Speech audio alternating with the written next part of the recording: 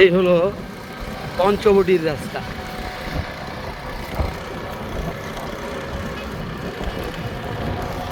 এখন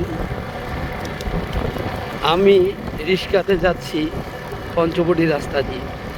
আমাদের রিক্সাওয়ালা ভাইকে প্রশ্ন করব, ডক্টর ইউনূস সাহেব কতটুকু ভালো কতটুকু মন্দ উনি বলবেন।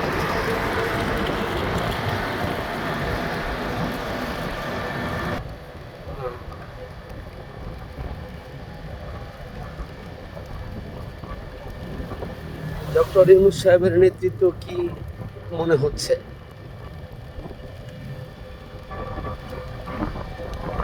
আচ্ছা ভাই, আপনি কতদিন ধরে রিক্সা চালান?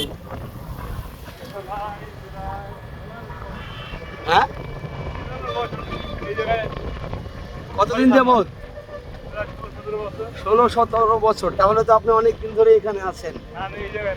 যাই হোক, অন্য দিকে থাকেন, বাংলাদেশেই তো থাকেন, তো ঠিক আছে। এখন যে সরকার ক্ষমতায় আসছে, তা আপনার কি মনে হয় যে মানে আমিও হয়তো কর্ম করি, আপনিও একটা কর্ম করেন, তো আগের চেয়ে ভালো না আগের চেয়ে মন্দ কি মনে হয়? ডক্টর ইউনূস আরও ক্ষমতায় বেশি থাক, না ডক্টর ইউনূসের কার্যক্রম ভালো না, কোনটা আপনি মন থেকে বলবেন? আমার মন থেকে আমি বলতেছি, কোনো সরকারই না থাকবে, আমরা জনগণের দেশ চালাক, সেনাবাহিনীর দেশ চালাক। এটা আমিও চাই ভাই, এই জিনিসটা আমিও চাই। আপনি যে কথাটা বলছেন, মনের কথাটা বলছেন আপনি, ঠিক আছে।